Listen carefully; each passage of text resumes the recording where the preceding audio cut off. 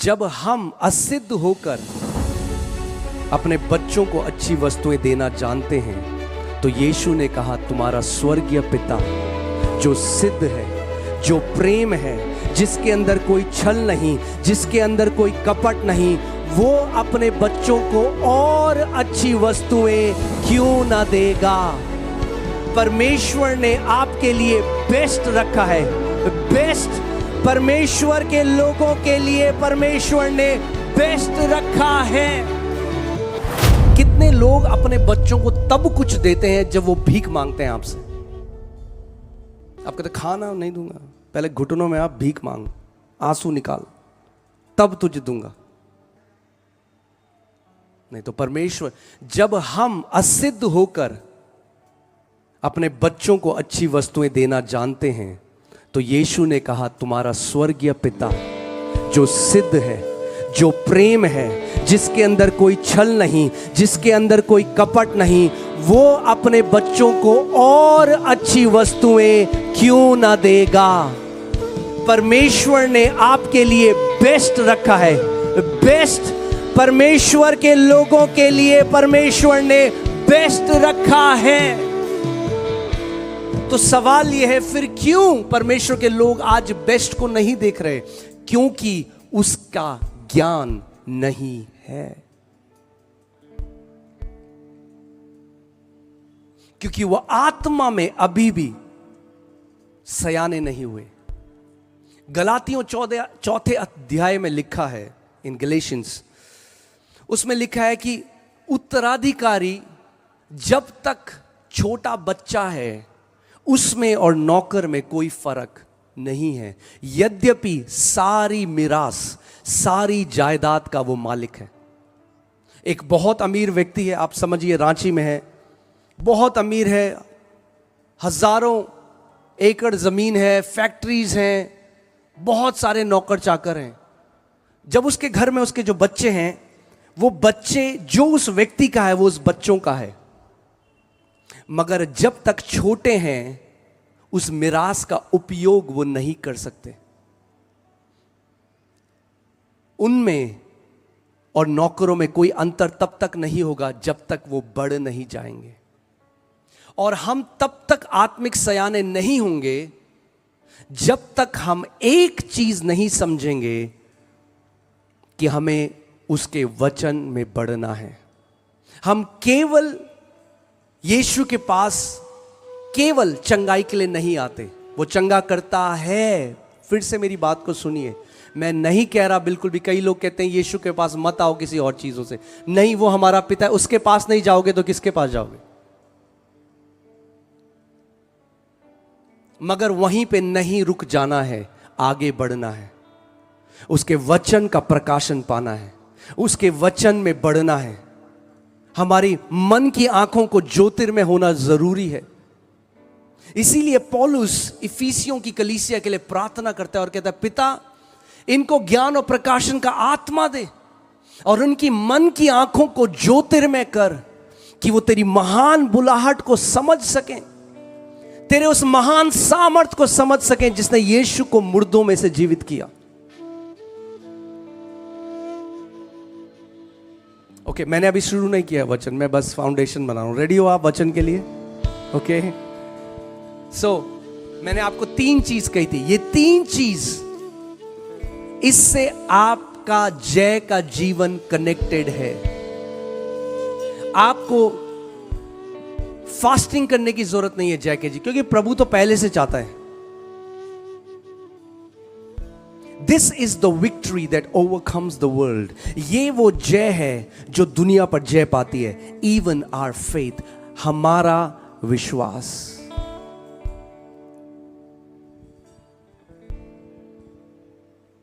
एक चीज है जिससे परमेश्वर प्रसन्न होता है, हम सब जानते हैं। क्या है वो चीज? कम ऑन रांची, क्या है वो चीज? विश्वास। अगर परमेश्वर विश्वास से प्रसन्न होता है तो इसका मतलब मेरी जिंदगी में बहुत बड़ा सवाल यह है कि प्रभु मुझे विश्वास में कैसे बढ़ना है, मुझे यह सवाल जानना है।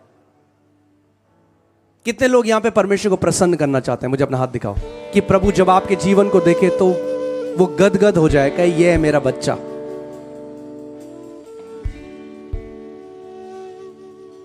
कई मसीह सोचते हैं लंबे उपवास से परमेश्वर प्रसन्न होता है। आप जानते हैं फरीसी भी लंबे लंबे उपवास करते थे, और यीशु ने जब उनको देखा तो बोला शैतान के बच्चों। इसका मतलब यह नहीं कि उपवास जरूरी नहीं है, मगर रीति रिवाज की तरह किया गया उपवास आपको कोई बेनिफिट नहीं देगा। परमेश्वर रीति रिवाजों से खुश नहीं होता।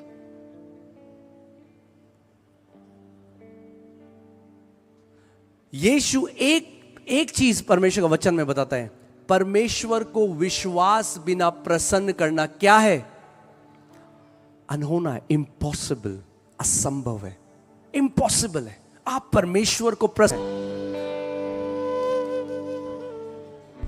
वचन हमें बिल्कुल स्पष्ट तरीके से बताता है कि उद्धार विश्वास बिना नहीं हो सकता। इफिसियों 2:8 में लिखा है।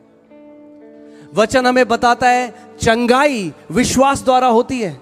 जब वो स्त्री जिसको 12 साल से लहू बहने का रोग था, जब उसने यीशु के वस्त्र को छुआ और वो चंगी हो गई, तो यीशु ने कहा बेटी तेरे विश्वास ने तुझे चंगा किया है। अगर उस स्त्री के विश्वास ने उसे चंगा किया उस दिन, तो आज आपका विश्वास भी आपको चंगा कर सकता है। आज आपका विश्वास आपकी परिस्थिति को बदल सकता है। आज विश्वास के द्वारा जो चीज सालों में नहीं हुई वो आज हो सकती है प्रभु यीशु मसीह के नाम में।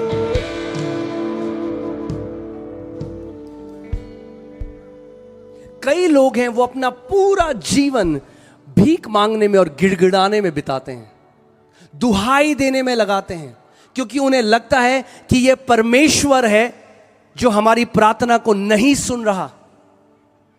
और उनको लगता है कि प्रार्थना करने का मतलब मुझे परमेश्वर को बार बार मनाना पड़ेगा कि प्रभु तू मेरे लिए ये कर।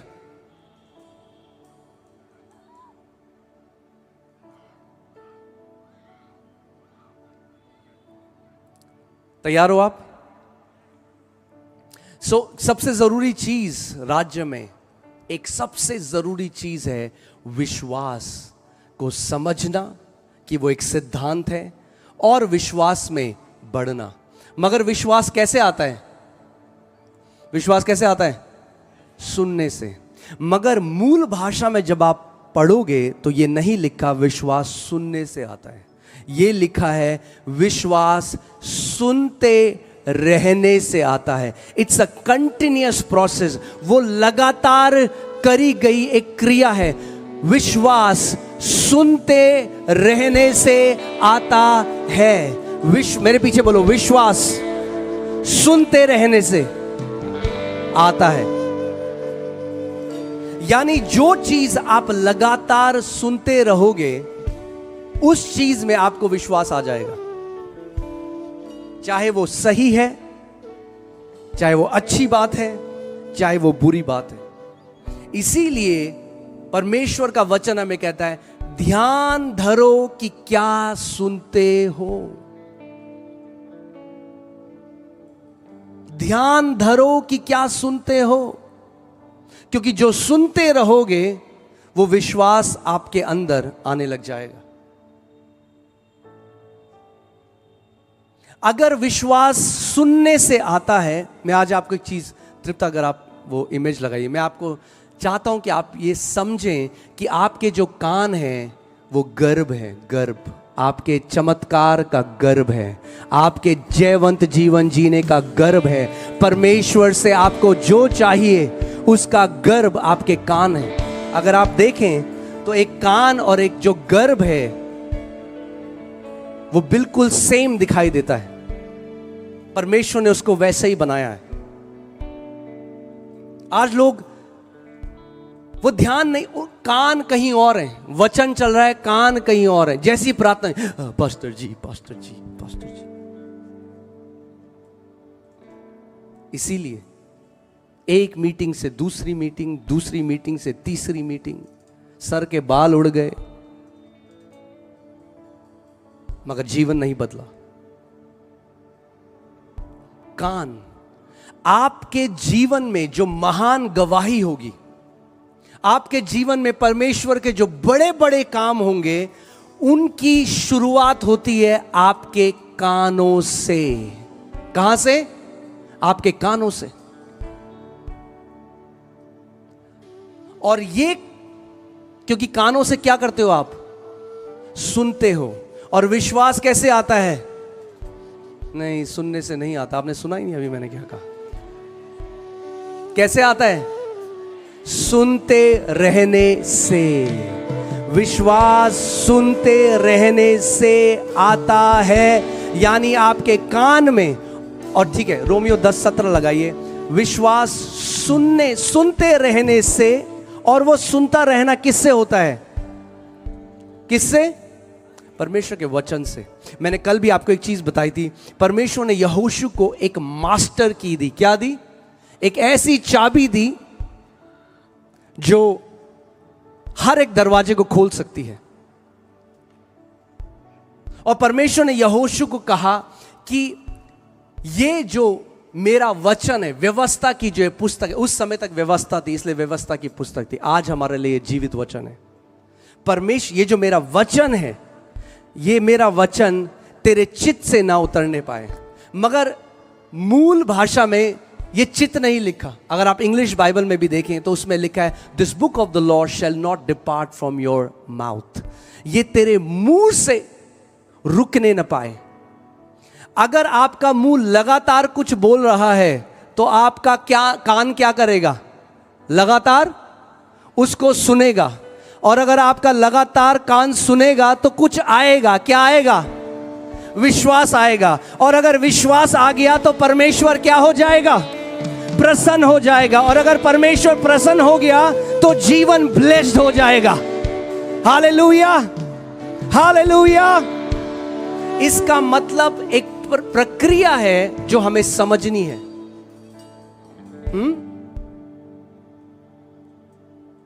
आपके कानों में लगातार क्या पड़ रहा है, इससे आपका जीवन में फल क्या है, ये साथ में कनेक्टेड है।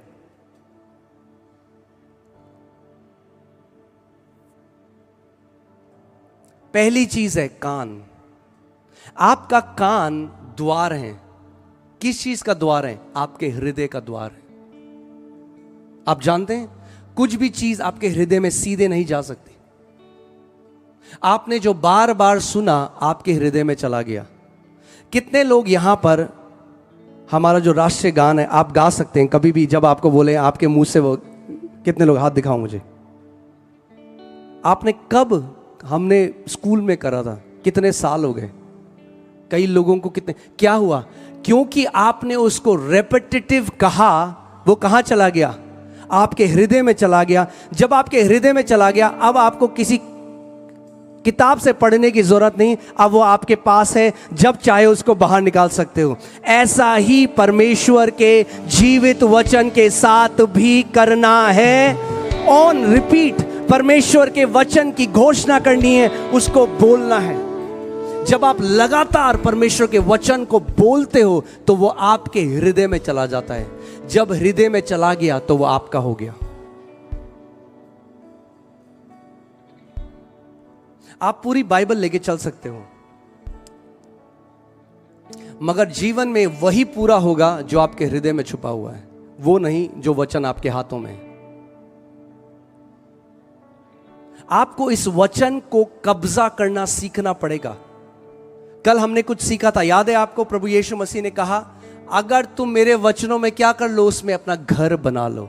If you abide in my word, if you tarry in my word, अगर तुम मेरे वचनों में बने रहो, उसमें अपना घर बना लो, वहीं रहो, उस पर चिंतन करो, उस पर मनन करो, बार बार उसको बोलो, तो तब तुम सत्य को जान लोगे और सत्य तुम्हें हर एक बंधुआई से आजाद कर देगा। तब तुम मेरे चेले ठहरोगे।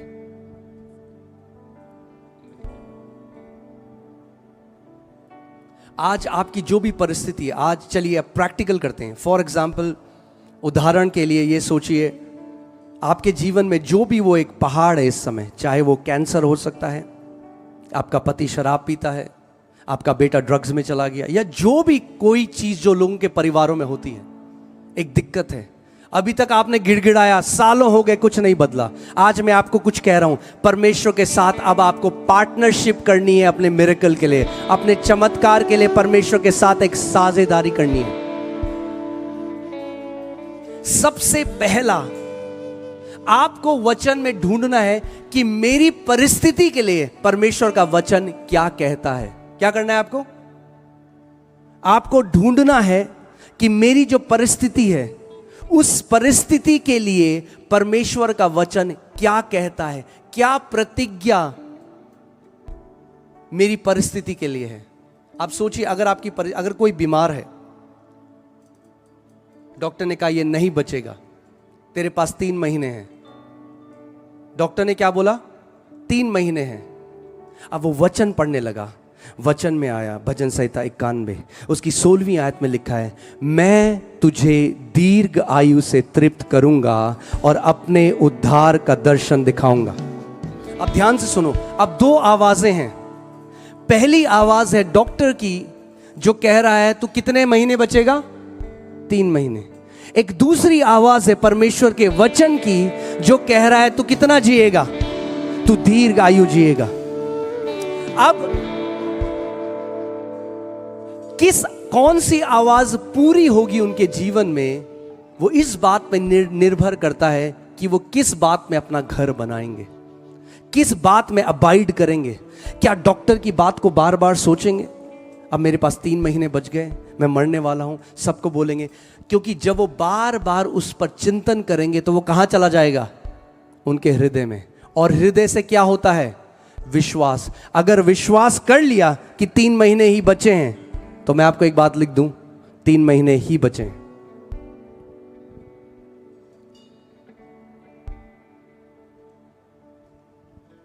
मगर अगर वहीं पर उन्होंने परमेश्वर के वचन में जो प्रतिज्ञाएं हैं, उसका वचन कहता है, पुट एक्सोडस 23:25, निर्गमन 23:25, वो कहता है जब हम अपने परमेश्वर की सेवा करते हैं तो वो हमारे खाने, हमारे रोटी और हमारे पानी को आशीषित करता है। He will bless our bread and our water and he will take sicknesses from the midst of us. वो हमारे बीच में से बीमारी को निकाल लेगा।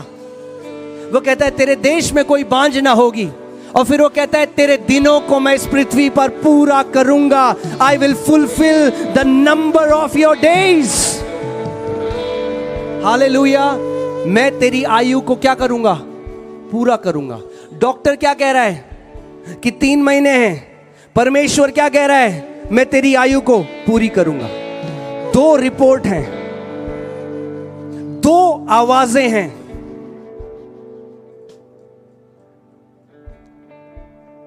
परमेश्वर का वचन कहता है, वो कहता है who has believed our report. हमारी रिपोर्ट पर किसने विश्वास किया? To whom has the arm of the Lord been revealed? क्योंकि जिसने हमारी रिपोर्ट पर विश्वास किया, उसके जीवन में हमारा भुजबल भी प्रकट हुआ है। परमेश्वर कहता है जिसने मेरी रिपोर्ट पर विश्वास किया, उसके जीवन पर मेरी सामर्थ प्रकट होगी। क्योंकि इस बात को समझो, जो आप इस समय झेल रहे हो, जो मुश्किल परिस्थिति आपके जीवन में है, वो एक तथ्य है, वो एक फैक्ट है, वो झूठ नहीं है, वो है सच, वो तथ्य है। डॉक्टर ने आपकी शरीर को स्कैन किया, आपकी ब्लड टेस्ट करा, ब्लड टेस्ट में उसको माइक्रोस्कोप के अंदर डाला, देखा और बोला तेरे शरीर में कैंसर पूरा फैल गया। ये एक तथ्य है। और मेडिकल साइंस के हिसाब से उन्होंने आपको बता दिया कि अब आपके जीवन पर हम कुछ नहीं कर सकते। हमने जो करना था हमने कर दिया, अब हम कुछ नहीं कर सकते। ये एक तथ्य है। मगर जो परमेश्वर के वचन में लिखा है वो सत्य है। तथ्य बदल सकता है, सत्य हमेशा के लिए स्थिर रहता है, कभी नहीं बदलता।